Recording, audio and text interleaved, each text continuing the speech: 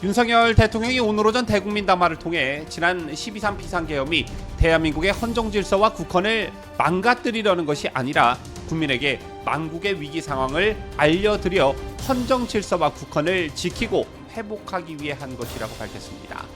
윤 대통령은 비상계엄 선포권 행사는 사법심사의 대상이 되지 않는 통치행위라면서 저를 탄핵하든 수사하든 이에 맞설 것이라고 각오를 밝혔습니다.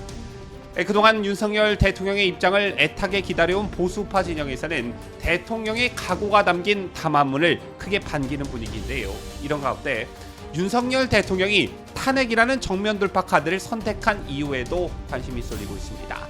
자, 만약 이번 주 토요일 국회에서 윤석열 대통령에 대한 탄핵소추안이 통과되면 향후 어떤 일들이 벌어질지, 결국 승자는 누가 되는지 잠시 후 상세히 설명합니다.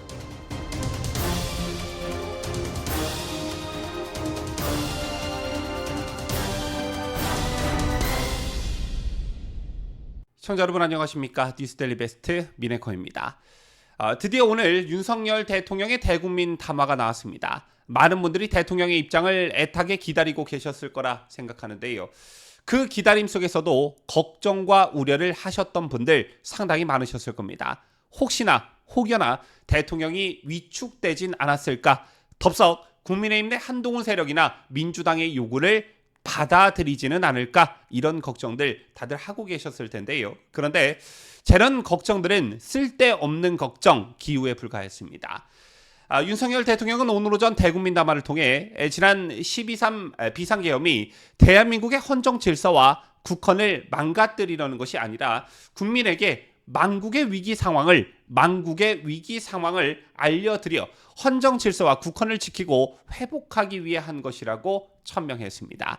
자, 그러면서 윤 대통령은 비상계엄 선포권 행사는 사법심사의 대상이 되지 않는 통치행위라면서 저를 탄핵하든 수사하든 이에 맞설 것임을 분명히 했습니다. 오늘 오전 9시 42분부터 10시 11분까지 29분간 방송된 담화 전문을 보면 상당히 강도가 센 발언들도 있었는데요. 야당이 정부 출범 이후 지금까지 수십 명의 정부 공직자 탄핵을 추진했다. 이는 자신들의 비위를 덮기 위한 방탄 탄핵이고 공직기관과 법질서를 완전히 무너뜨리는 것이다라고 했습니다. 또한 급기야는 범죄자가 스스로 자기에게 면죄부를 주는 셀프 방탄 입법까지 밀어붙이고 있다면서 이재명과 민주당을 직접 겨냥한 발언을 내놓기도 했습니다. 자, 그리고 윤석열 대통령은 정부가 제출한 내년도 예산안을 야당이 삭감한 것에 대해서도 이런 사람들이야말로 나라를 망치려는 반국가 세력이라며 강하게 맞받아쳤고요. 대통령께서 비상계엄이라는 초강수를 든 결정적 이유에 대해서는 최근 거대 야당 민주당이 자신들의 비리 수사를 하고 감사하는 서울중앙지검과 검사들, 헌법기관인 감사원장을 탄핵하겠다고 했을 때 저는 더 이상은 그냥 지켜볼 수만은 없다고 판단했다며 뭐라도 해야 되겠다고 생각했다. 그래서 비상계엄령 발동을 생각하게 됐다고 밝혔습니다. 또한 그간 궁금증이 증폭되어 왔던 선거관리위원회에 대한 계엄군 출동과 관련해서는 매우 의미심장한 말을 내놓기도 했는데 윤 대통령은 제가 비상계엄이라는 엄중한 결단을 내리기까지 그동안 차마 밝히지 못했던 심각한 일들이 많이 있었다라고 언급하면서 민주주의의 핵심인 선거를 관리하는 전산 시스템이 엉터리다라고 했습니다. 그러면서 12.3 비상계엄 사태 당시 계엄군이 중앙선거관리위원회를 점거했던 것을 두고 국방장관에게 선관위 전산 시스템을 점검하도록 지시한 것이라고 했습니다. 아마 많은 분들이 대통령의 이 발언에 주목을 하고 계실 텐데 특히나 그동안 차마 밝히지 못했던 심각한 일들이 많이 있었다라는 대목에서는 대통령이 부정선거와 관련해 그냥 넘어갈 수 없는 뭔가 확실한 무언가를 알고 있구나라는 것을 다시 한번 확인하는 그런 발언이라는 생각이 듭니다. 그리고 대통령이 오늘 대국민 담화를 통해 비상계엄 선포권 행사는 사법심사의 대상이 되지 않는 통치 행위라면서 저를 탄핵하든 수사하든 이에 맞설 것이라고 했습니다.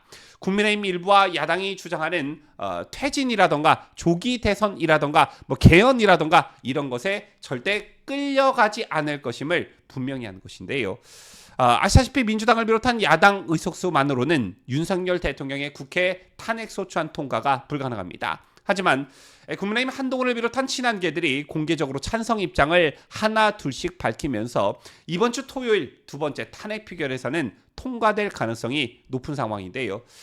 잠시 이것에 대한 제 생각을 말씀드리자면 한동훈을 비롯한 탄핵 찬성파 이들의 이름을 여러분께서 절대 잊어서는 안 됩니다. 반드시 응징해야 한다 이런 말씀을 드리고 싶은데 비상계엄 사태로 인한 윤 대통령의 위기는 윤석열 개인의 위기가 아닙니다. 정당의 존재 이유는 본질적으로 선거에서 이겨 집권하기 위함입니다. 자, 이것에 부합하지 않는 반역 부역 행위를 하고 있는 게 바로 한동훈과 친한계입니다.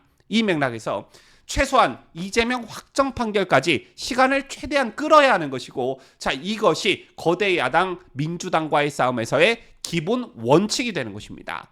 자, 그런데 그럼에도 불구하고 국민의힘 친한계들이 2, 3월 하야 4, 5월 대선 등의 조기 대선을 말하는 것은 탄핵보다 더 빠른 일정으로 정권을 그냥 이재명에게 갖다 바치겠다는 것과 같은 것입니다.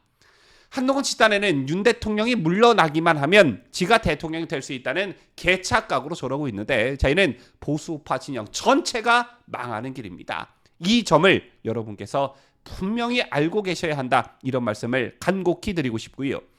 자, 그럼에도 불구하고 이번 주 토요일 국민의힘 일부가 탄핵에 동조해서 탄핵안이 통과된다면 우리 우파 진영은 들풀처럼 일어나 이들을 반드시 응징해야 한다 이런 말씀도 덧붙이고 싶습니다.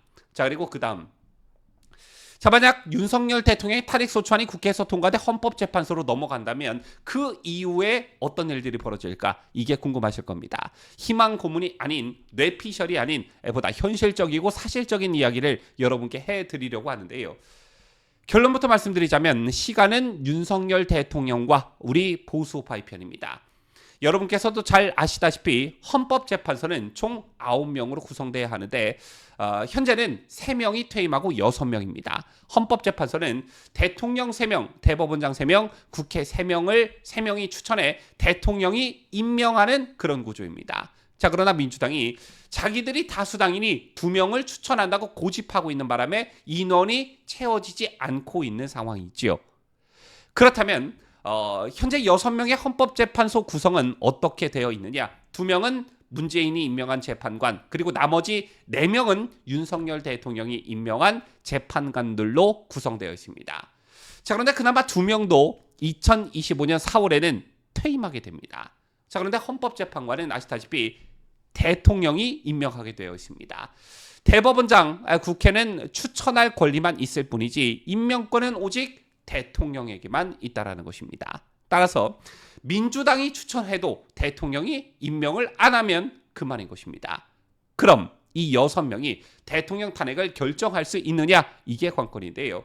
자, 우선 헌법재판소법에는 7명 이상이어야만 판단이 가능하다라고 쓰여 있습니다. 하지만 6명도 심리는 가능하다면서 현재 이진숙 방통위원장 탄핵을 심리 중에 있습니다. 자, 앞으로 이 문제는 논란이 지속될 듯한데 어쨌든 관건은 헌법재판소의 재판이 길어지면 내년 4월에는 2명이 퇴임합니다. 자, 그럼 대통령이 임명을 해야 되는데 이 2명 몫은 바로 대통령입니다. 따라서 내년 4월까지 윤석열 대통령 탄핵 판결이 안 나면 4명이 되는 것이고 이는 헌재 헌법재판소 기능이 마비됨을 의미합니다.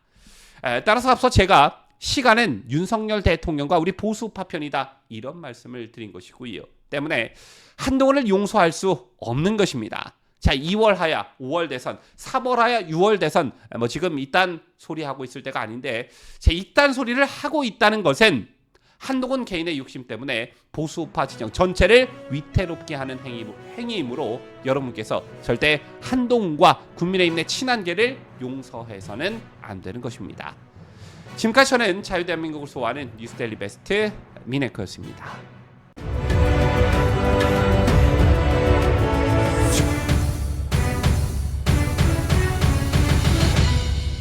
함께해요.